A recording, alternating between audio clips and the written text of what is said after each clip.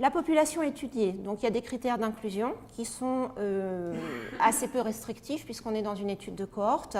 En gros, ce sont les patients qui souffrent des 9 maladies cutanées rares de la peau qui sont listées sur la diapositive. Donc on a épidermolyse bulleuse héréditaire, ichthyose, dysplasie ectodermique, incontinentia pigmenti, neurofibromatose de type 1, albinisme, pemphigus, pemphigoïde des membranes et kératodermie palmoplantaire. Donc il faut que ces pathologies soient caractérisées sur le plan clinique, histologique et ou moléculaire, pour celles qui ont une base moléculaire connue et identifiée.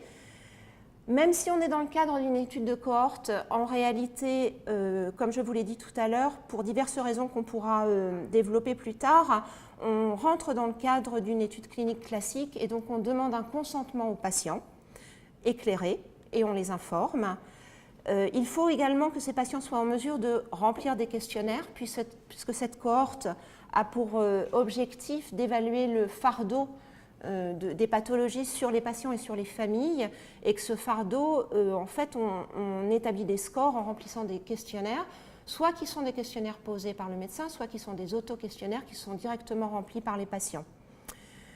Il faut que les patients soient affiliés au régime d'assurance maladie ou équivalent.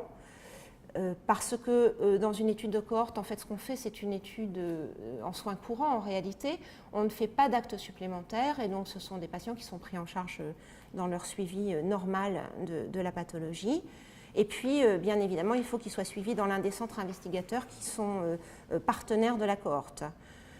L'un d'ailleurs, le critère de non-inclusion, ce n'est pas tout à fait un critère de non-inclusion, c'est plus un critère de bon sens, c'est qu'un patient qui n'est pas suivi régulièrement n'a pas de raison d'être inclus dans la cohorte puisqu'on fait une étude longitudinale.